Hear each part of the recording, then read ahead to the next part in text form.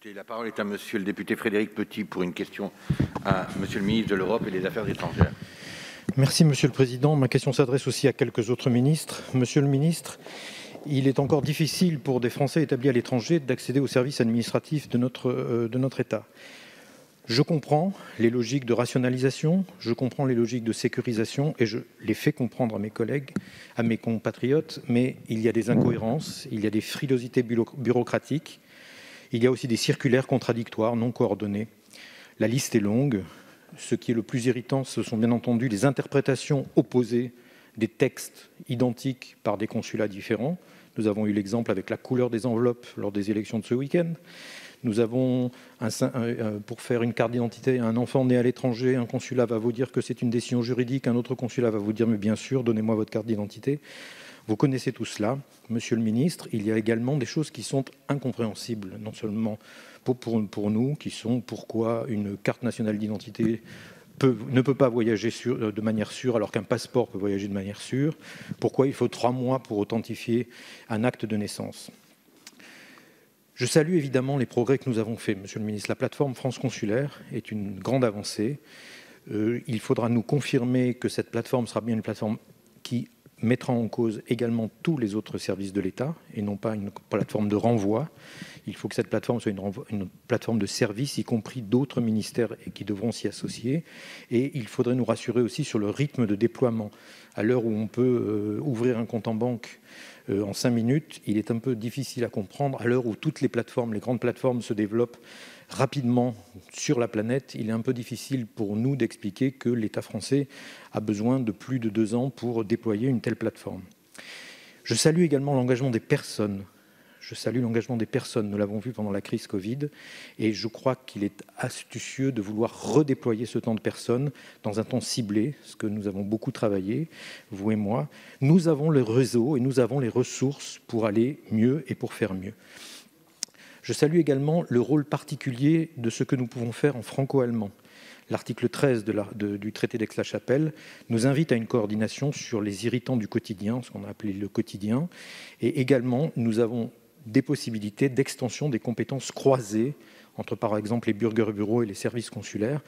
Il n'y a pas de raison qu'on fasse plus confiance à un consul français étranger dans des pays éloignés qu'à une grosse mairie allemande, par exemple.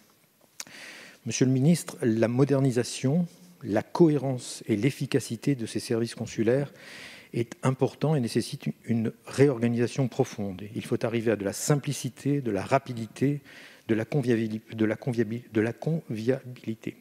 Nous n'habitons pas sur Mars. Nous avons aussi besoin des services normaux des autres Français. Nous sommes vraiment amoureux de nos conjoints, nous aimons nos enfants et nous avons besoin de cette possibilité d'adhérer et d'utiliser. Certains de nos concitoyens envisagent de prendre l'autre nationalité. Je vous le rappelle, monsieur le ministre, on fait une carte d'identité en Bulgarie en 3 jours. Monsieur le ministre, quelle piste pour accélérer la modernisation de nos services aux Français établis à l'étranger? Je vous remercie. Merci, monsieur le député. La parole est à monsieur le secrétaire d'État.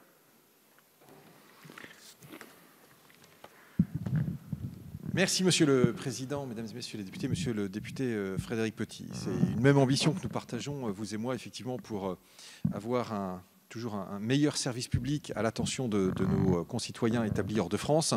Je veux saluer, comme vous, l'action des femmes et des hommes qui, tout au long de ces 18 mois, ont fait face pour pouvoir accompagner les communautés, en déployant naturellement les plans d'accompagnement exceptionnel, l'attribution des aides SOS Covid, vous le savez, et puis également qui ont contribué au rapatriement des Français qui étaient de passage à l'étranger.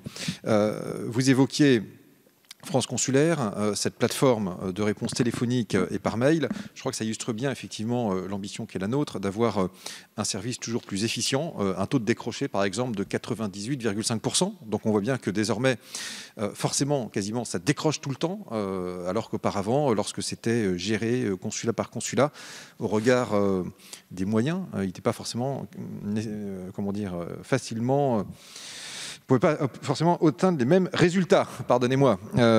Du coup, nous allons naturellement veiller à déployer cette plateforme sur l'ensemble du monde de façon progressive.